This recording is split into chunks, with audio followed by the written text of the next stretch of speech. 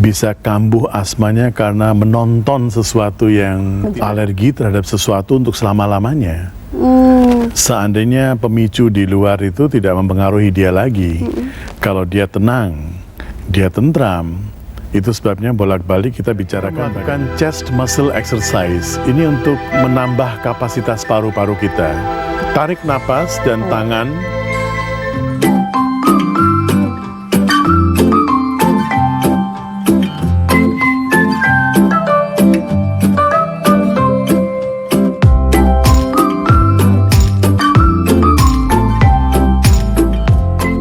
Asma ini adalah hasil alergi. Jadi alergi ini muncul karena penolakan kita terhadap sesuatu.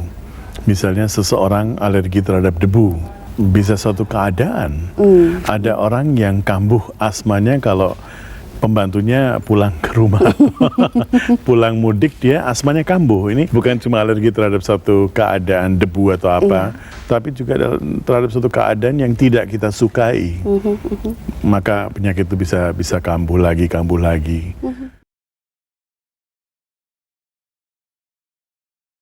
Oh iya, ada hubungan dengan pikiran. Jadi sebetulnya tidak ada seseorang yang alergi terhadap sesuatu untuk selama-lamanya.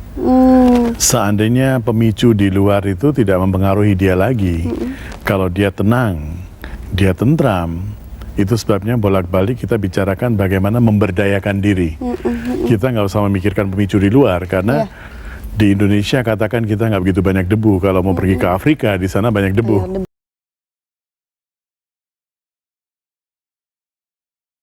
Kita tidak bisa mengatur dunia di luar, masyarakat di luar. Bahkan orang yang asmatik tuh bisa kambuh asmanya karena menonton sesuatu yang tidak dia sukai, mencekam ya.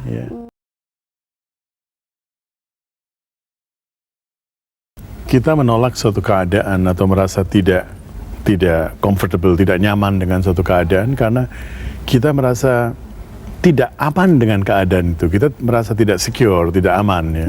Saya memberikan contoh, bahkan ini satu yang harus kita perhatikan, bahwa asma itu bisa terjadi kapan saja dan pemicunya bisa kapan saja.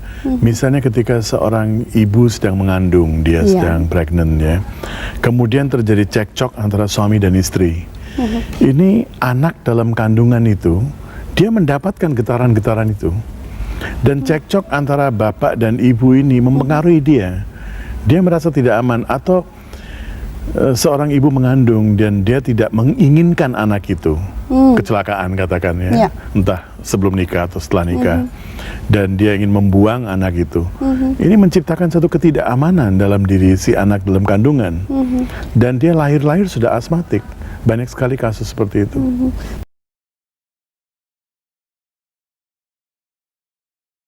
Siap betul, dan apalagi kalau dia menghadapi situasi di mana sudah menginginkan keturunan. Ini hubungan antara suami istri ini harus harmonis. Jadi melahirkan anak tuh harus menjadi satu persembahan. Kita sedang membawa seseorang di dalam dunia ini ke dalam dunia ini.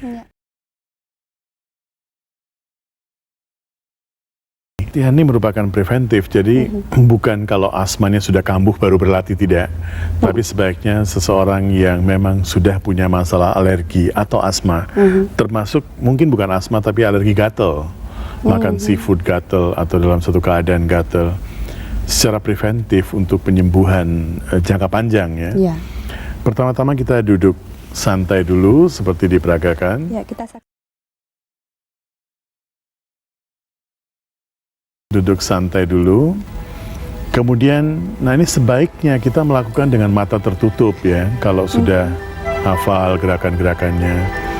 Kemudian kita berdiri pelan-pelan. Dan kita melakukan chest muscle exercise. Ini untuk menambah kapasitas paru-paru kita. Tarik napas dan tangan. Ya. Buang napas, tangan kembali lagi. Ini kita lakukan kurang lebih 9 kali. Tarik napas, tangan dibawa keluar. Buang napas, tangan ke dalam. Jadi antara gerakan dan napas harus harmonis betul, seirama. Kemudian tahap kedua adalah mengangkat tangan 45 derajat ke atas. Tarik napas, agak agak kurang, mungkin bisa diperbaiki sedikit ya. Buang napas, kurang lebih aja, kurang lebih. Buang napas ya, kembali lagi, tarik lagi, 45 derajat, buang lagi. Ini tahap kedua. Tahap ketiga, kita mengangkat tangan ke atas. Tarik napas, tangan diangkat ke atas. Ya, buang napas, kembali. Jadi harus seimbang. Kalau tahap pertama 9, 9, 9. Kalau tahap pertama 10, 10, 10 gitu. Harus sama. Kemudian kita duduk lagi, duduk santai lagi. Dan kita mengambil sikap dalam bahasa yoga sebentar lagi ini. Dalam bahasa yoga kita sebut kobra ya. Tarik napas dan kepala, badan diangkat seperti yang diperagakan. Silakan. Angkat kepala dan badan ya. Tangan digeser dan tangan ini menempel dengan badan ya, agak menempel dengan badan. Perhatikan siku tangan dan yang diangkat tuh cuma dada sedikit. Kepala dan dada ya. Jangan dari perut ya. Kita pertahankan selama kita masih bisa pertahankan. Kepala dan dada terangkat sedikit. Ya, betul. Kepala dan dada terangkat sedikit. Betul sekali sekarang. Jangan sampai perut. Kemudian kita ambil sikap buaya lagi, relax lagi. Selalu ini kalau relax tuh selalu dalam postur buaya. Oh iya. Silakan ambil postur buaya. Ini bisa dibantu sedikit. Makerasan ya. Iya. Kaki dibuka lebar, ini kita sudah sering melakukan. Relax, santai gitu. Kurang lebih 3-4 menit ya. Kemudian kita memiring sedikit dan kembali ke posisi duduk pelan-pelan. Ya, kurang lebih latihannya begitu. Mungkin nanti kita